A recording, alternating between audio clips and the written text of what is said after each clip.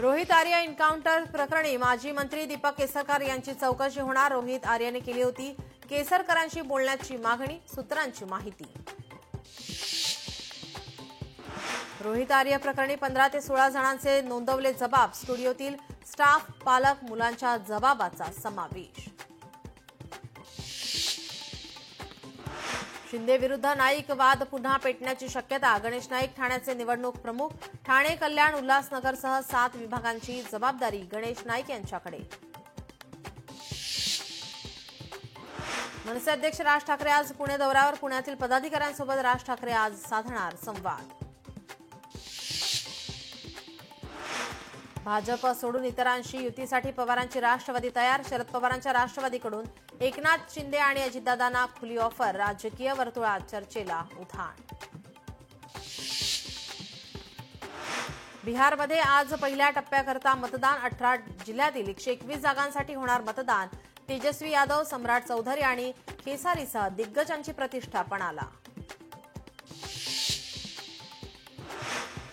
शहरांना बकाल स्वरूप देणाऱ्या बेकायदा फलक प्रकरणी उच्च न्यायालय आज अंतिम फैसला करणार। गेल्या वेळी पार पडलेल्या सुनावणीत निकाल ठेवला होता राखून। राज्यातील उर्दू शाळेत शासन आदेशाला केराची टोपली, बहुतांश उर्दू शाळेत वंदे मातरम गीताचं समूह गायन नाहीच, लोकशाही मराठीचा रियालिटी चेक। अभिनेता धर्मेंद्र यांच्या मालेगाव तालुक्यातील शाळेत देखील बोगस शिक्षक भरती घोटाळा प्रकरण, तत्कालीन निलंबित उपशिक्षण अधिकारी उदय देवरे पुन्हा संशयाच्या भोवऱ्यात।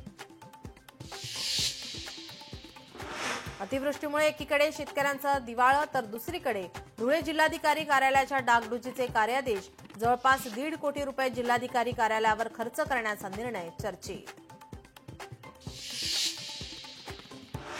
डॉक्टर संपदा मुंडे आत्महत्येप्रकरणी एसआयटीचा धडाका, पोलीस, नेते, डॉक्टरांपर्यंत सर्वांची होणार चौकशी।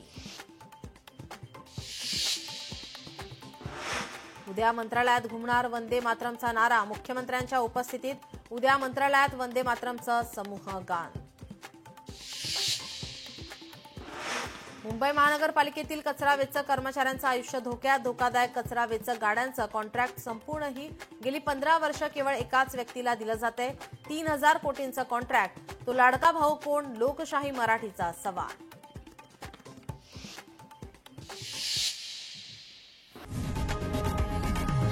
लोकशाही मराठी ऐका, पहा, जागरूक रहा।